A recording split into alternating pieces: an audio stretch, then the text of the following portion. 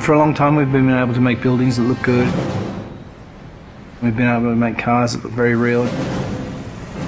The level of realism goes up and up and up.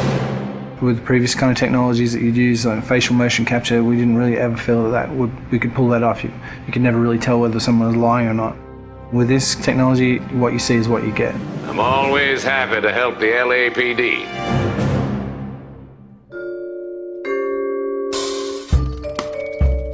We started research on it about 5 years ago. Back then, only research groups were really doing it, this kind of 3D mesh generation from optical cameras. We thought that there might be some application for what we were doing, and this story is a detective story, so the believability of the actors' performances is key to gameplay. That's one of the key strengths of our system. We can actually see all the subtle features that animation traditional ones just can't do. Cole Phelps, traffic. What have we got? It's really acting a scene in two parts. The motion capture and then the motion scanning. The motion capture captures all the body movements and where people look, so it gives you all of the eye lines. Regulator valve. Good find. Then we'd move over to this studio where an actor would typically go into makeup in the morning and then they'd have their hair done in a 1940s hairstyle.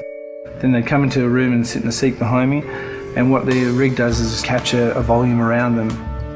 You've got cameras not only around, but also looking upward and downward as well. So any kind of movement is going to cut out some of the information. And they deliver their lines, and as they talk, they get processed and turned into 3D. And action.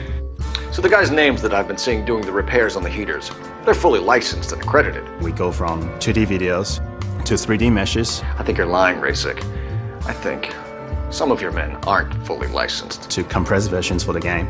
I think some of your men aren't fully licensed. You're desperate to cover your sales. The level of detail is just so high that they're just like a real person in life.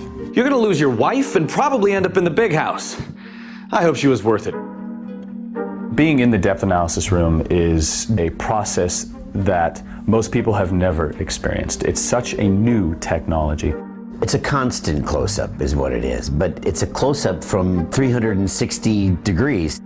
There's something pretty special about knowing that you will be recreated, but in another type of form. I saw myself today. Blow it off, Cole. These artsy-fartsy types always get a little flighty. It's me. LAPD, drop the weapon! Oh, you think I'm some kind of nut job? What proof have you got? A big theme of this game is dishonesty and to detect when people are lying. You couldn't have done that in the past. Why are you lying to me, Varley?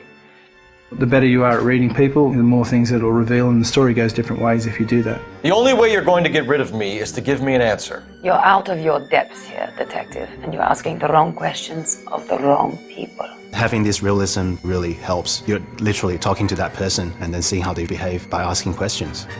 Why did you kill Mrs. Terrellson? I have no recollection of the people I have killed. So what if I took a look around that car?